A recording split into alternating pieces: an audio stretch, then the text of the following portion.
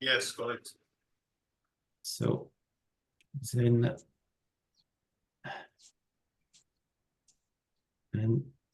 go ahead. Ouais, je change paramètre, dupliquer. And now it's okay. Michelle, we cannot see the slides. Ah. Okay, now it's on. Now it's on. All right. Now it's on. Okay. Perfect. So hello to everybody. Thank you to invite me, Tommy, to present this new webinar. So we are talking about Prairie Sows feeding management. And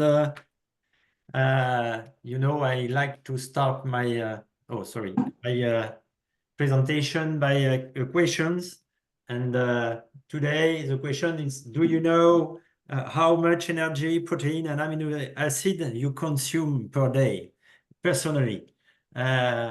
So I don't know if you know, if you can reply to these questions, but we try to reply how much energy, protein, amino acid sows have to consume during gestation. Here you have some picture from some raw materials. It's European raw materials, and I think they are different in Africa. But here you have some soya on the top of the picture, wheat brown, wheat, corn, barley, rapeseed meal. So that's some raw materials that are usual in Europe. So what we want to do during gestation is to provide to the sow all the nutrients she needs on a daily basis while maintaining good body conditions. It's absolutely right. We want to that the sow recover good body conditions after weaning, and we want to give them enough nutrients to ensure a good polyphysicity and a good birth weight of the piglets. All the needs I give you are established with the help of international consultants, including Nathalie Quignou from French Institute, but also some other consultants from other countries, like a consultant in Latin America, that could help us to also define some criteria and needs in hot countries. So first, the needs of the sow are have to take into account of the sow body conditions and the sow weight evolution. And in this in this graph, you can see on the y-axis the weight, the evolutions of the weight according the parity and the hay high in parity 1, farrowing parity 1, hay high, and farrowing for all the parity until 9. So you can see that the target was to inseminate around 160 kilo and the guts, and she's going up to 110 kilo before farrowing. Then the weight decreased at 180 to go up to 240 kilograms. So there are big increase in parity 1, parity 2, and also parity 3. And then it's more quite stable for old parity from parity 4, 5 to parity 8. And the illustrations, which is quite also important, is that you can see here the percentage of the growth is for 100% for parity 1, and then according to the different parity, we have to increase or to recover the reserves of the sow which are lost during lactation. We talked about this the previous webinar, but it's important to have in mind that during lactation, sows have to lost some weight and some body conditions. It's physiology,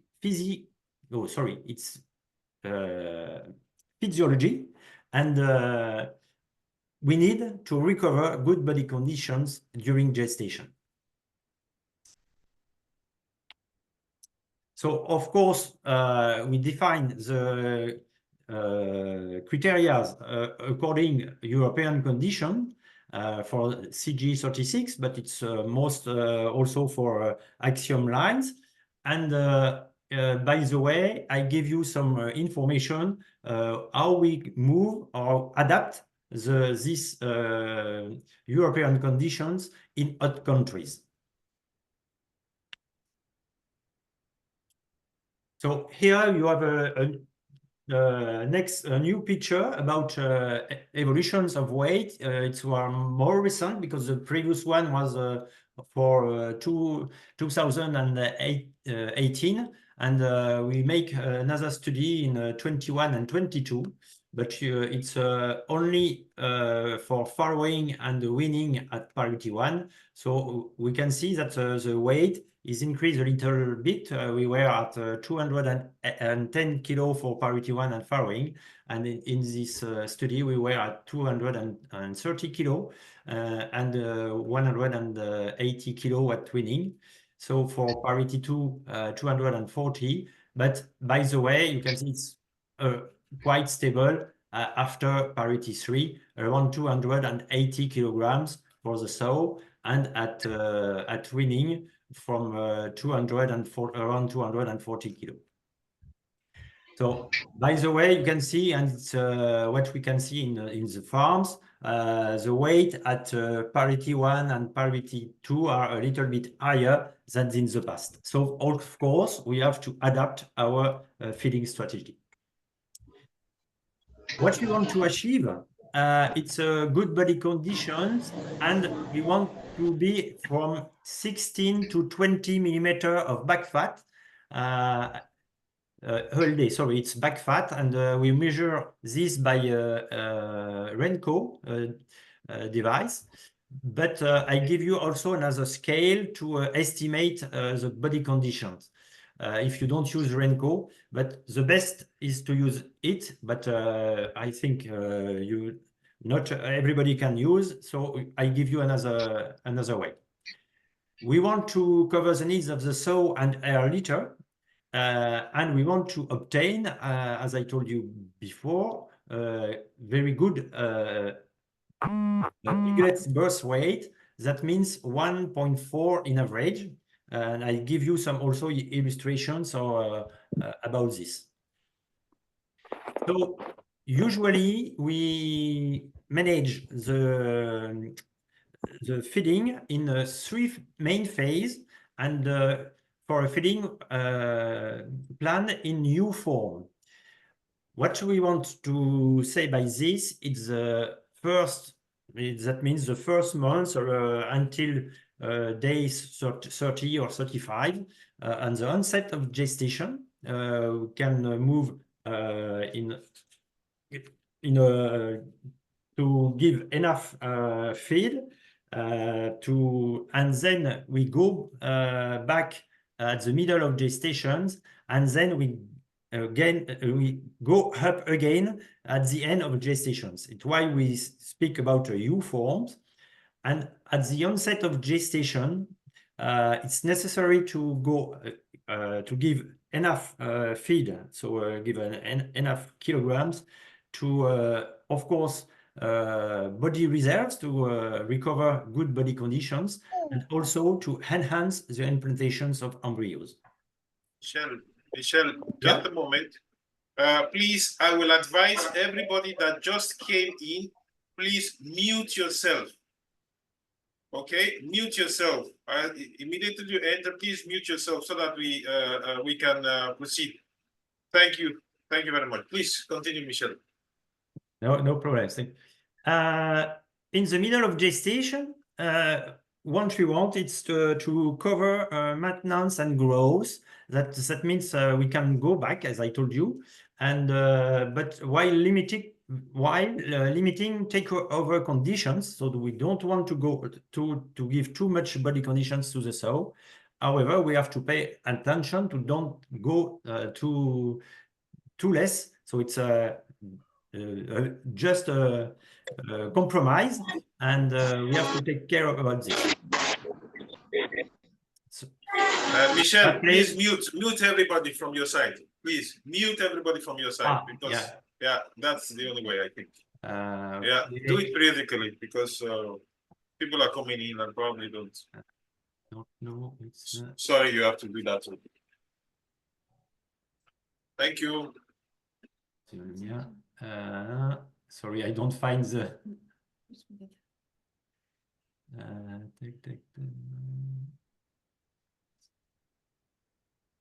I don't find the icon. Sorry. I think you already did that.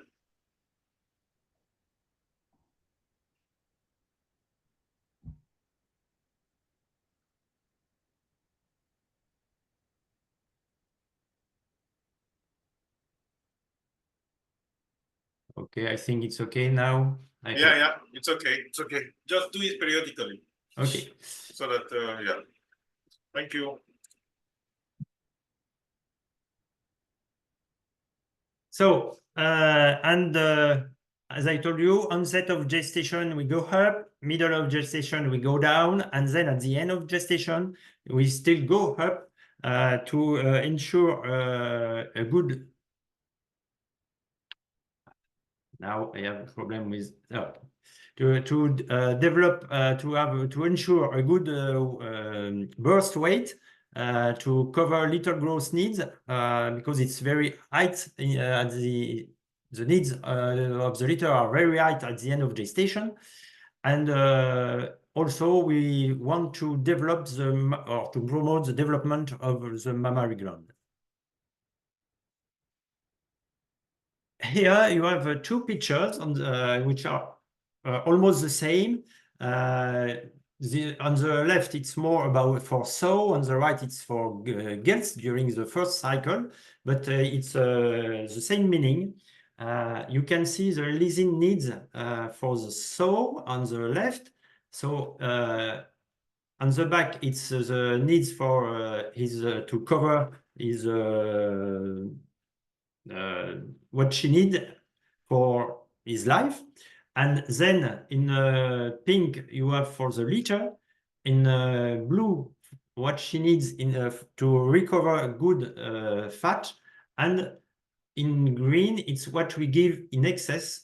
So you can see that at the beginning of gestation, we give more lysine that the sow need. It's usual, but we have to take account about what she needs at the end, and it's why the level of lysine in the gestation feed are a little bit higher than needs at the beginning, but it's important because we have a very important needs on the end of the gestation.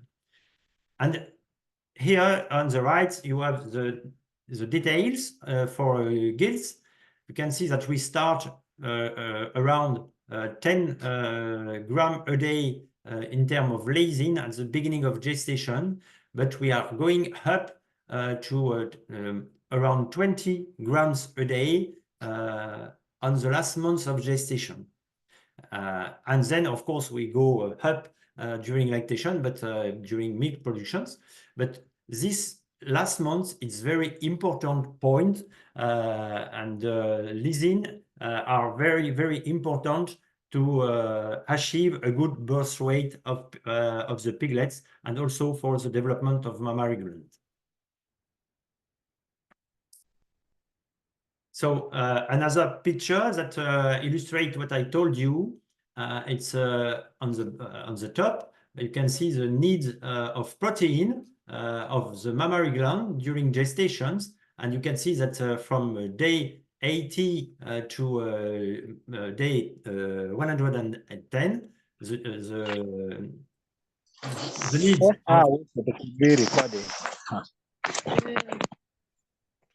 The needs of mammary gland are very, very important. Very. Michelle, please mute Obalim Ronald. Oh, yeah, please mute again.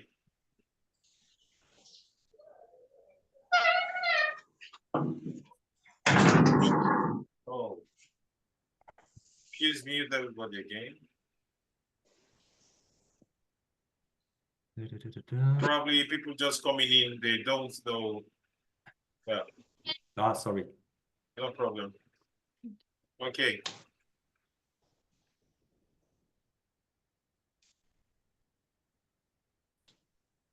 Oh, sorry, I made a mistake. Don't find it. Yeah, we have to mute. We have to mute them so that we don't have.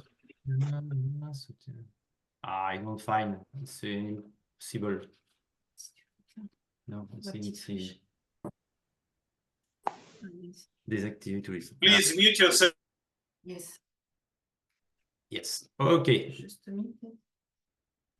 Okay, it's done. Thank you, Michelle. It's done.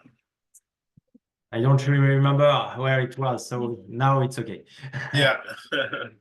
Sorry. Yes, I told you about the last months of gestations and the what it is quite important.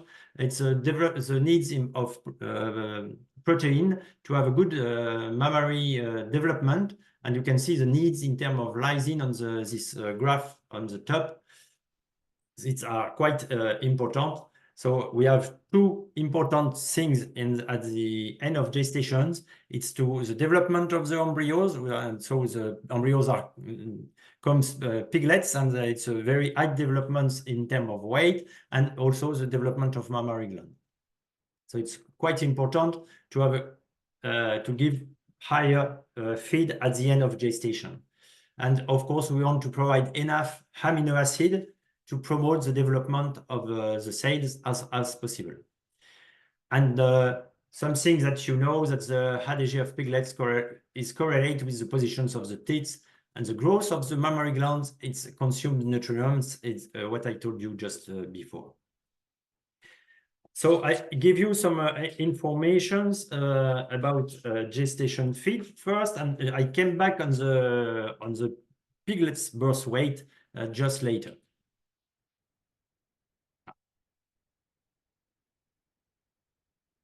Here, it's the nutritional characteristic required for gestation feed. It's usual.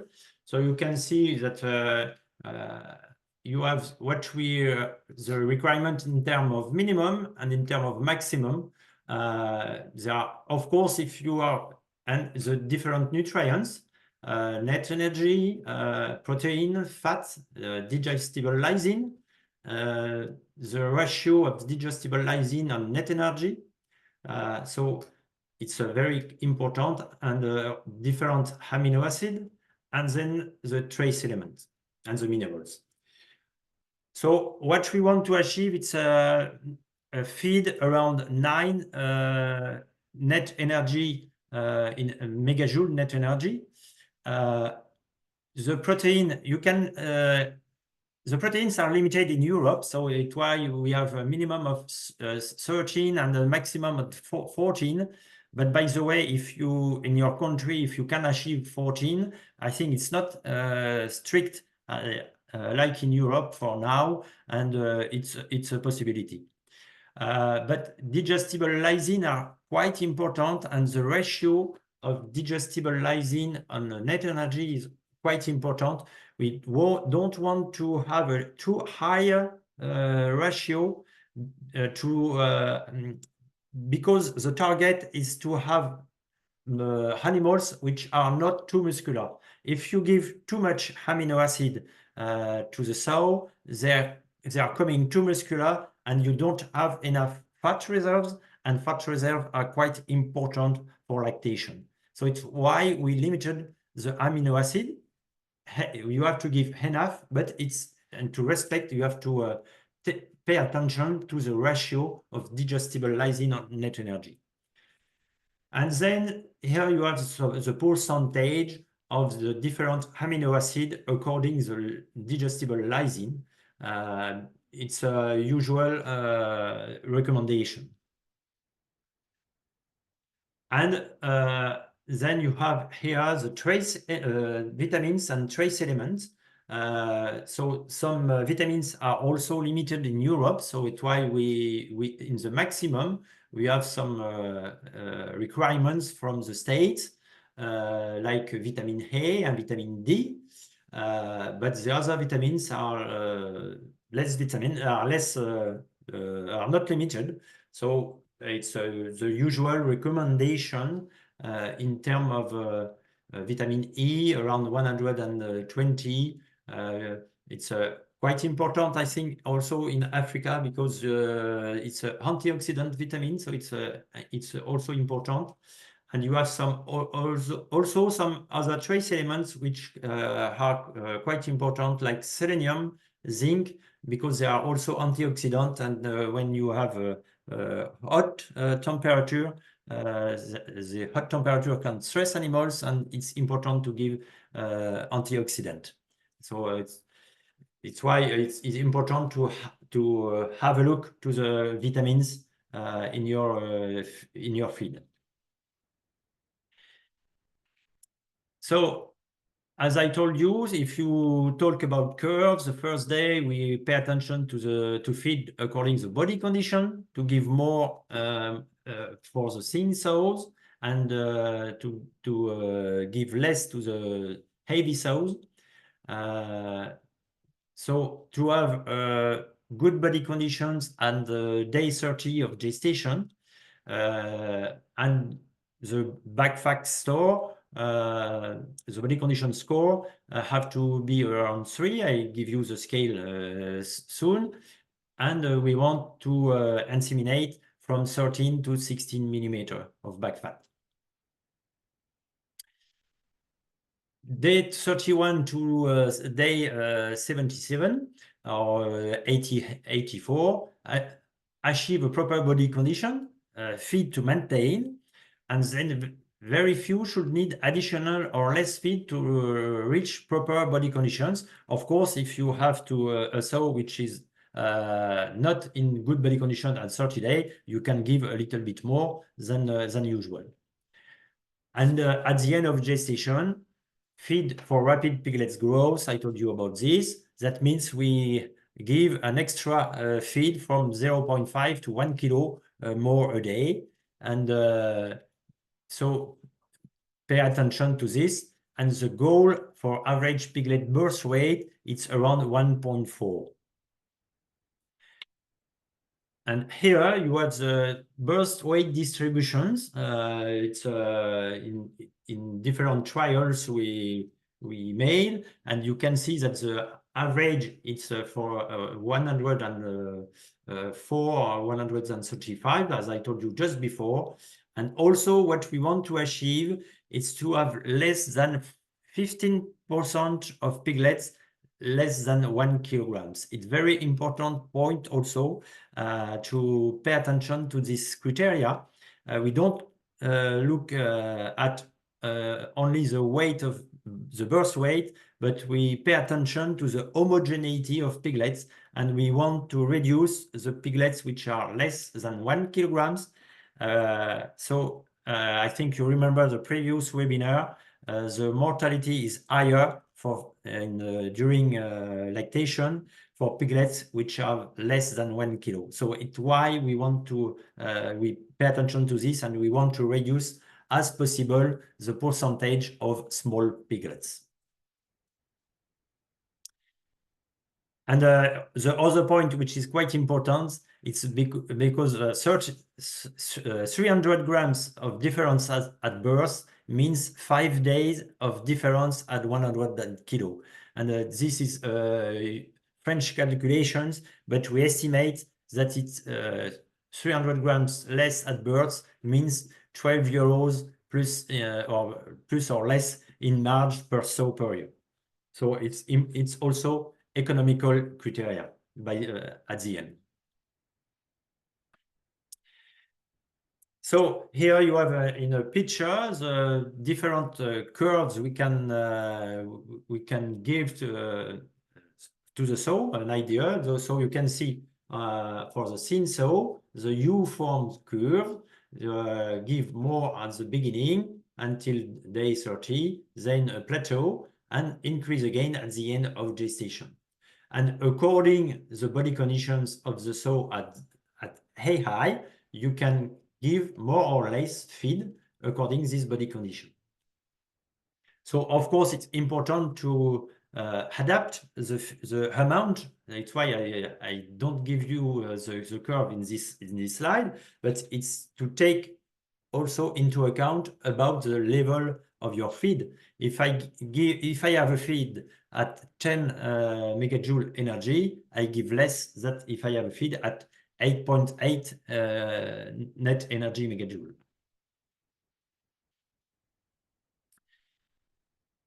Here you have the calculations we made with Nathalie Quignou for the nutrients level requirements for lean sows. So it's European environment. That means we have in a free gestation pens, not so hot temperatures than in Africa.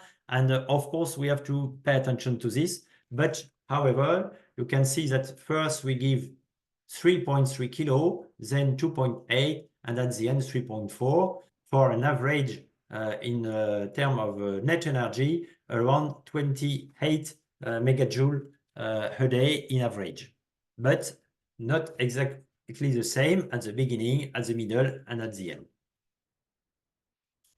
The same calculation for the sow which are in good body condition to achieve 27 megajoule a day in average in net energy.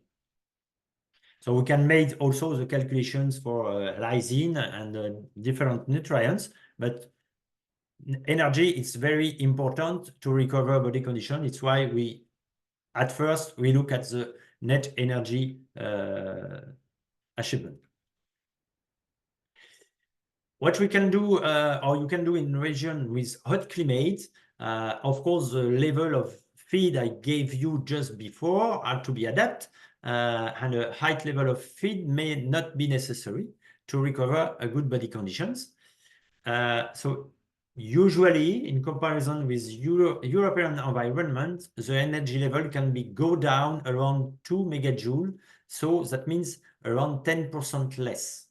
So it's a classical way when I exchange with my colleague in Latin America, they give less feed than in Europe, and it's usual around 2 to 5 megajoule less in this country, because they are not also in welfare conditions.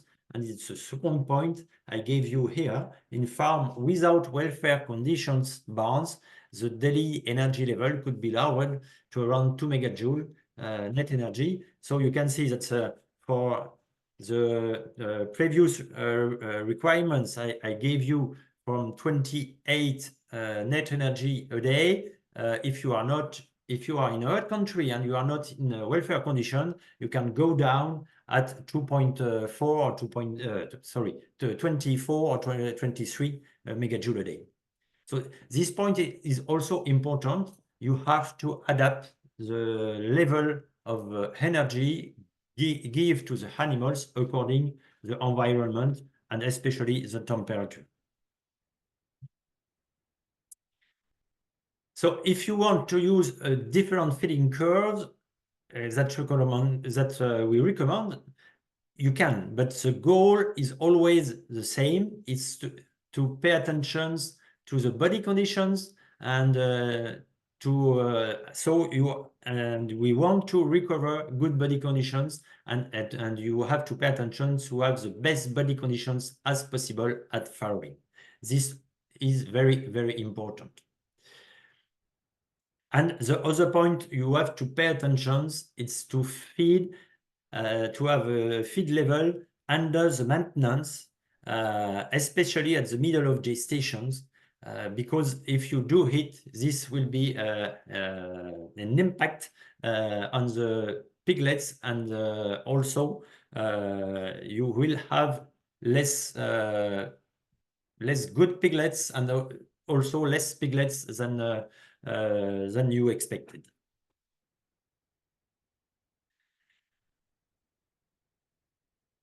Here, I told you about back fat, and here you have the target. Back fat at high, we recommend 12 to 16, and back fat at farrowing 16 to 20 millimeters. This is measured by Renko device, and I told you just before that perhaps you don't have Renko, and if you don't have, you can use this scale. It's about to appreciate the body conditions of the sow.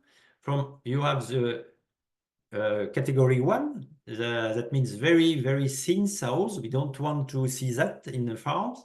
The category 2, which are in the most better body conditions. It's what we expect around high. It's if you have this at high, it's possible. 3, it's so in a good body conditions at the middle of gestation. If you have to have this in mind, it could be good. Middle of gestation, so end of gestation, the number 3 will be good. 4, it's acceptable at farrowing, but just acceptable. Don't have all your sow in category 4. It's not good. And but at the end, 5 are absolutely not good at farrowing, and of course at mating. There are too fat sows, too heavy, too fat, and it's not good. You will have some problems at the end with this kind of sow. So you have to manage your herd from category 2 and 3 at AI to categories 3 and 4 at farrowing. And 3, it's very good.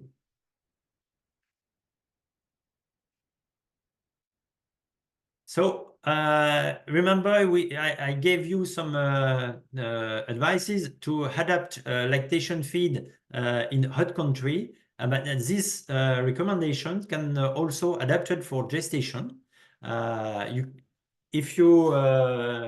You can increase the fat content by using oil if you have the opportunity to have oil in your country, so that the energy will be increased with lower impact on animals' heat productions, because one of the problem in hot country is heat productions of the animals, and by the way, oil are limited this impact.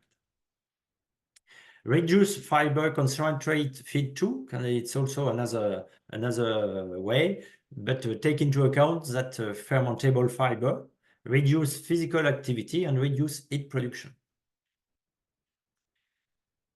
Reduce crude proteins and increase protein digestibility by using appropriate raw materials. So of course you use what you have in your countries, but by the way, at the end, it's pay attention to maintain the amino acid levels or increase them to take into account a small drop of digestibility in case of heat stress.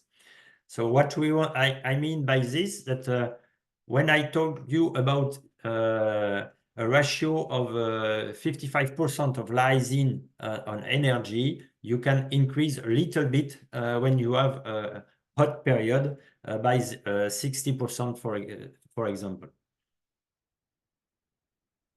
Avoid oxidative stress. I told you when I show you the table of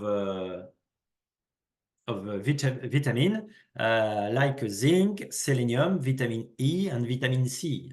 They are very good antioxidant, and it's also something you can increase a little bit in hot period.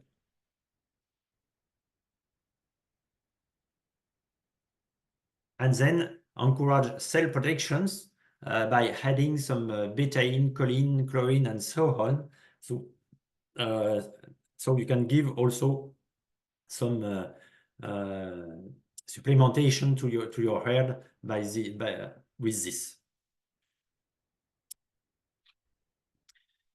So provides all the nutrients she needs on a daily basis while maintaining good body conditions. It's what we want to achieve, and you have of course, to take into account about the environment and the gestation feed level to adapt the feeding curves in your herd to give to the sow the best body conditions as possible. So I don't know if you know what you consume in terms of protein and amino acid. To be honest, on my side, I don't know. But now you know what we have to give to the sow to give them a good feed intake. Thank you for your attention. Thank you very much, Michel. Thank you again for sharing with us depths of knowledge.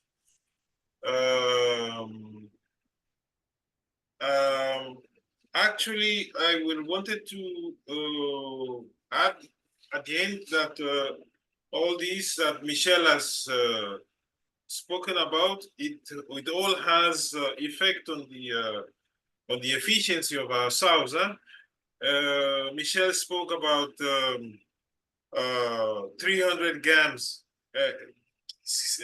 piglets born with 300 grams less, okay, costs around €5 per sow per year. Correct, Michel?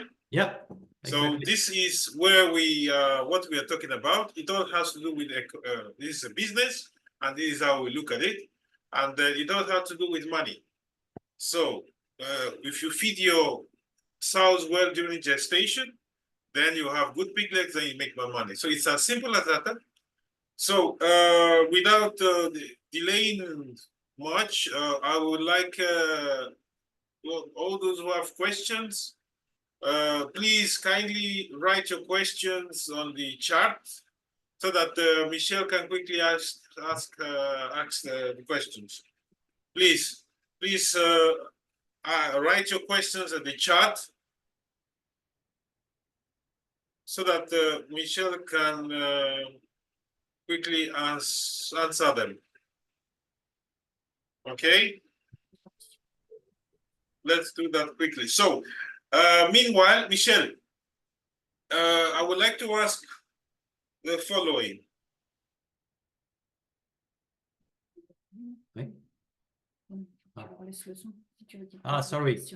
Sorry, I made a mistake. Oh, no problem. It's okay. How important is flushing for each new gestation circle? How important is flushing? All right. I don't talk about flushing if it's right. What we mean by flushing, usually it's the flushing is from weaning to hay high. Of course, it's important. Usually, we recommend to increase by 0.5 to 1 kilo at this period of times. And if you have the possibility, it's usually in Europe, but I'm not sure you have this kind of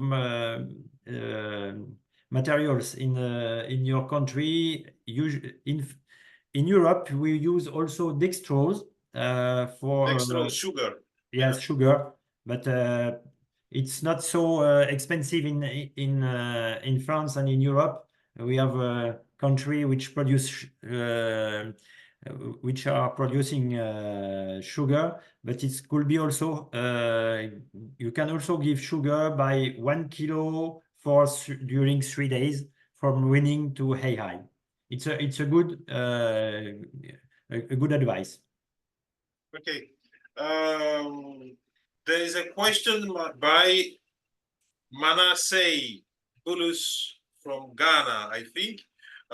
He's asking, when is the right time for steaming up in guild or gestation?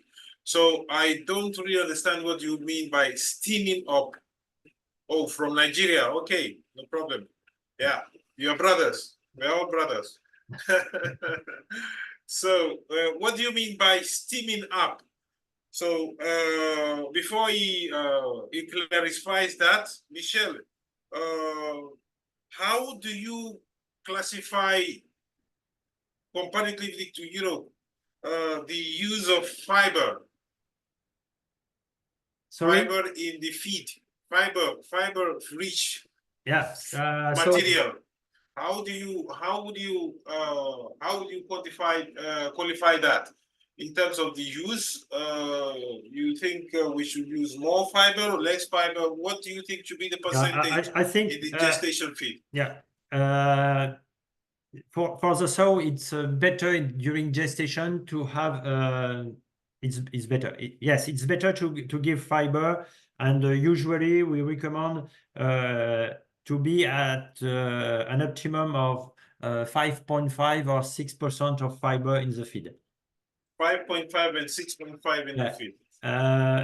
In some countries, and it's a characteristic, for example, in Latin America, we are usually less than this percentage, because they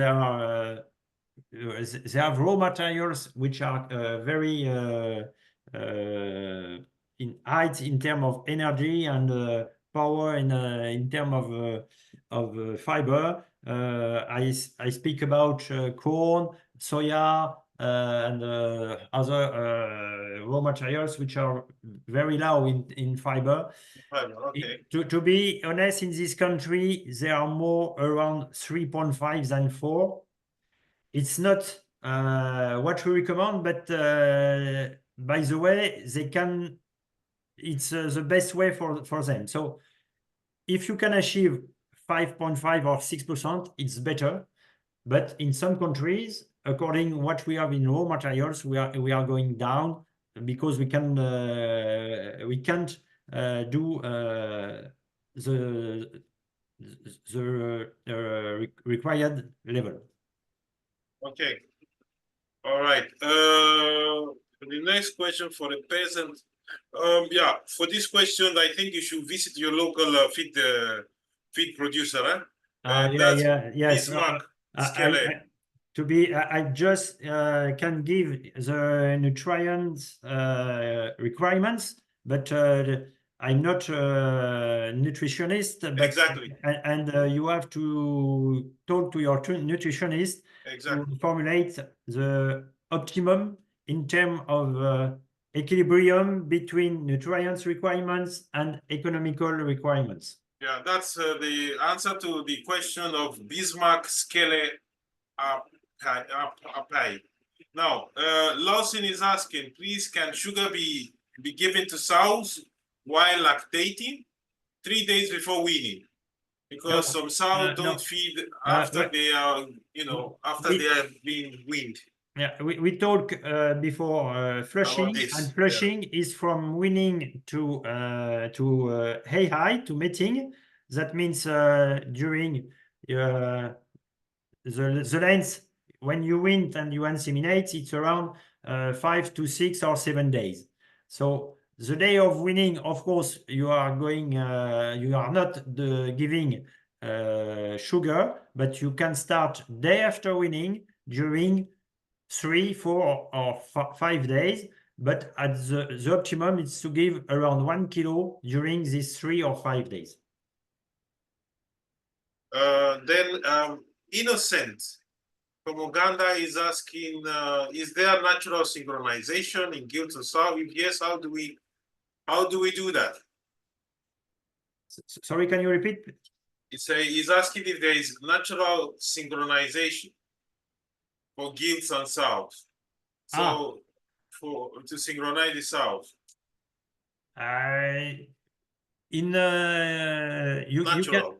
If you want to synchronize gilts or sows, you have to use Regumat or progestogen, like Regumat or other product. I don't remember the name, the brands, but you have different progestogen, synthetic progestogen that you can use to synchronize the heat, especially for the gilts. He was asking about natural way. Natural, you have to stimulate heat by the contact of the bore. It's what we ask or we talk about in a previous in the previous webinars. Yeah, correct. We spoke about this.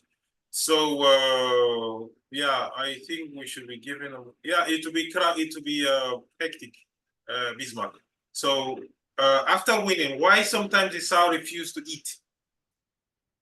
After winning, sorry, after winning? Paul, Paul is asking, why is it that some sows refuse to eat after winning? He's from Tanzania. Sorry, I don't understand the question. Sorry.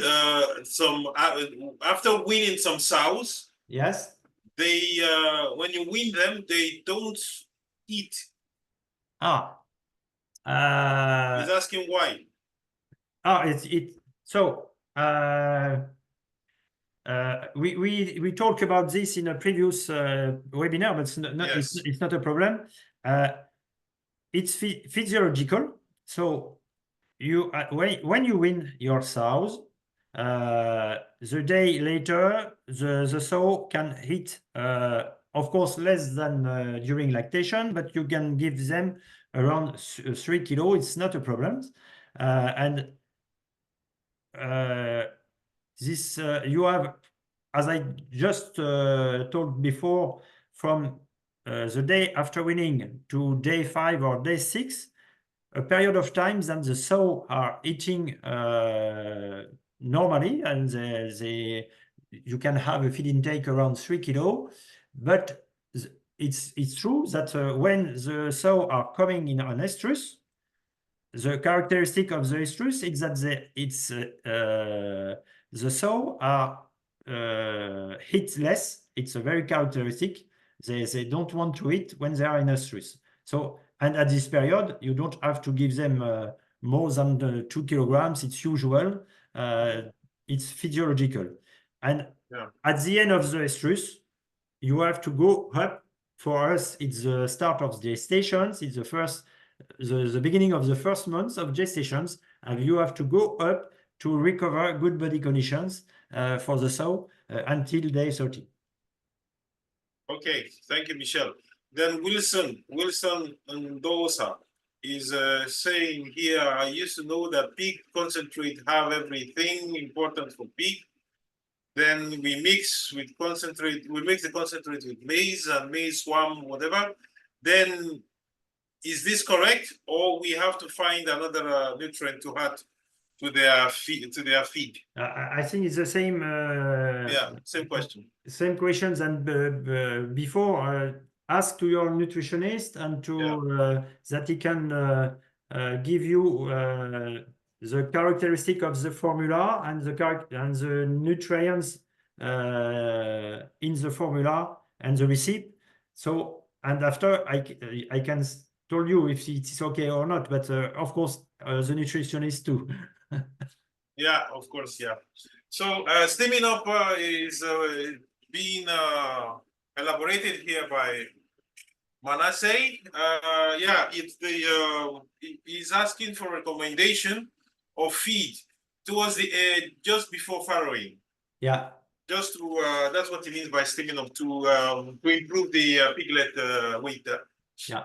It's quite important to increase the last months of gestations. It's a very, very important point. I think you heard about it during my presentations, but it's very important to achieve good birth weight piglets, and weight piglets, it's money. Birth weight, it's money. So it's and what we want to reduce, as I told you, it's a percentage of small piglets. That I mean that less than 1 kilo. It's very important, because piglets which are less than 1 kilo are more risk to dead during lactation. So it's why it's also important. And then the second point, it's about development of udders, the mammary gland. It's also important to give enough nutrients to the sow to have a good mammary development or udder developments. Thank you very much, Michel. Then Maria went on to further ask about quantity. what quantity to give, and what if the sow is already too big in terms of weight? So yeah, I show you at the beginning of the presentations what we recommend or our requirements is to achieve around 150 kilos at mating for gilts. 160 it's better if possible, but for 150 to 165 it's okay. And that means around 220 kilo at farrowing for gilts. Of course, it's decreased at weaning by 30 or 40 kilograms. So we go back to 180 at mating for the second parity, and it's going up to 140 again. So, but despite the weight, what is also important, the weight is important, and as I told you, the body conditions is also very, very important because we want to have enough back fat for the sow to ensure a good lactations of the next lactation. So it's why also we want to recover good body conditions on the first months. Okay, thank you. Peace from Rwanda. Thank you very much for joining. You will be able to see the slides again. To be circulated again. Also, Damascene from Rwanda. Paul is asking which sow breed is superior in feed consumption and does not require close supervision during motherhood. Which sow breed is superior in feed consumptions? What I give you in terms of recommendations today, it's about sow from Axiom brand. That means CG36, Adenia Gilts, or also Venus are quite close in terms of recommendations of feed, and there are also, of course, good gilts for herd in Africa. Exactly. Okay, I think for all those who will like to see the webinar again, you have I just shared the link, so you can you like all the other webinars, they are there, and you can it's an archive created there, and you can watch the webinar again. So in the absence of no other questions, I believe we should call it a day. Thank you very, very much, everybody, for Maria says, what should I do if my animal takes longer in the gestation? I think you take this last one. What she wants to mean by takes longer in the gestation. What should you do if in case the sow doesn't farrow in time? I think it's usually for our genetics, we know that the length of gestations is from 140 days to 150 days in average. So it's classical. So some other genetics have a longer length in gestations, and it could be a problem. Yeah. So thank you very much again, everybody. I see you, JJ. Thank you, everybody, again. Michelle, thank you so much for your time. So if you'd like to share with us what you have for us prepared for next time. Yes, for the next webinar. We talk about the next webinar could be on Friday, 24th of May 24th. And I try to give you some informations, how to record informations, what if you use software or not, what is quite important to follow in terms of data in your herd, to have a good data informations and to be in capacity to analyze what will the good sows and to manage also your cooling south. Yeah, so like in every other business, data is very, very important. Growth data, and so that we can be able to have a track record of how we are doing, how the business is going, and then so that we can be able to process this data to improve production and, of course, at the end of the day, profitability of the business. So thank you very much again, Michel. There is a last question, Tommy. Another one. Show me why most of piglets get diarrhea after wind. Where is that? It's probably in the next webinar we talk about post-winning, but by the way, I can reply. So you have to pay attention of the age of first. You have to pay attention at the age of winning. We recommend at least I think in your country it's better to win around 28 days. It could be one of the reasons if the piglets are winning too early. So the other points, it's about pay attention. It can be you can have some disease like E. coli. It's also a usual contaminant in post-winning, but it could be also about the feed. You have to pay attention to the environment, that the piglets are in a good environment in terms of temperature, especially I think in the night. It could be a problem in some hot country. You have very high temperature in the day and low temperature in the night. It could be a problem. So you have to pay attention of this. The environments of piglets are very, very important. They need at least 24, and at winning it's most 28 degrees of ambient temperature. And of course, pay attention to the feeding. Usually we recommend to use the same feed you use to the piglets in the farrowing pens, and during 8, 10, more 10 and to 14 days, and then switch to another feed which less protein. So it's a strategy. I don't know what exactly happened, but it's some requirements and recommendations about this. Thank you, Michel. Thank you very much. You're welcome, and thank you, everybody, and it's a pleasure to talk with you. Yeah. Okay. Thank you, Tommy, to organize this webinar too. Thank you, Michel. Thank you for your usual help and your knowledge transfer. And we hope to see each other in May 24th. Yeah. With yet another topic on usual business, pig farming. Thank you. Bye-bye. Bye-bye. Thank you very much from Nigeria here. Thank you.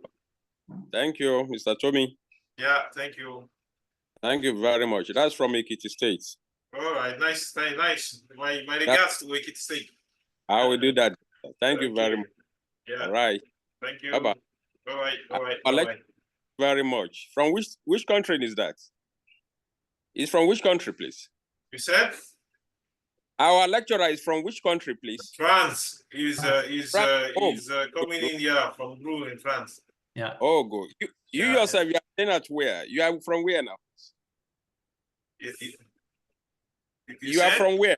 You are from where? I know you are Yoruba, but you are from where now? I'm Nigerian by root.